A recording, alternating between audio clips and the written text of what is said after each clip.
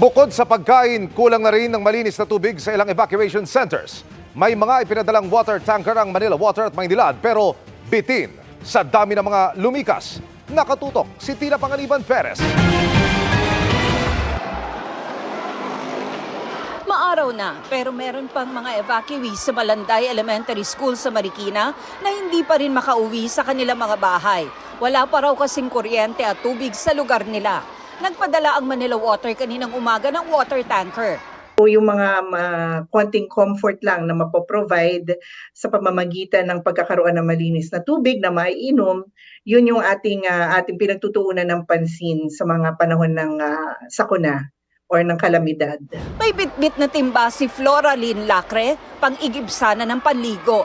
Pero pagsilip niya sa mga drum, mabilis daw maubos ang rasyong tubig dahil sa dami ng evacuees. Nasa mahigit 1,500 pa ang evacuees dito sa Malanday Elementary School. Minsan po talaga nawawalan po ng tubig. Nagigib po.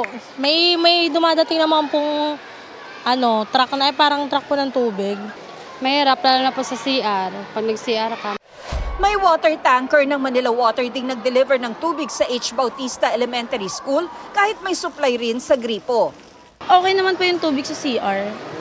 Opo, yung sa mga bahay-bahay lang po yung wala. Ang ilang sinusuplayan ng Manila Water, nakaranas naman ng malabo o maruming tubig sa gripo. Nagkaroon daw kasi ng problema sa water treatment facility matapos ang tuloy-tuloy na pag-ulan. Ito naman yung ating sinolusyonan magdamag kagabi.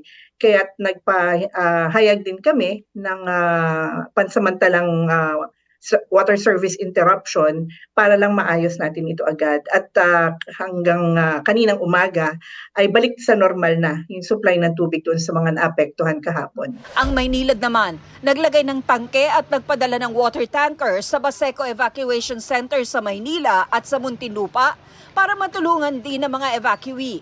We found na yung evacuation center sa Baseco medyo kulang sa tubig na nanggagaling dun sa kanilang faucet. So pati yung mga toilet, hindi masyadong naaabot ng tubig. Ayon sa dalawang water concessionaire, nakahanda silang ipagpatuloy ang mga hakbanging ito hanggat may mga nangangailangan. Pwede rin silang mahinga ng tulong sa kanilang mga hotline at social media pages. Para sa GMA Integrated News, Tina Pangaliban Perez, nakatutok 24 oras.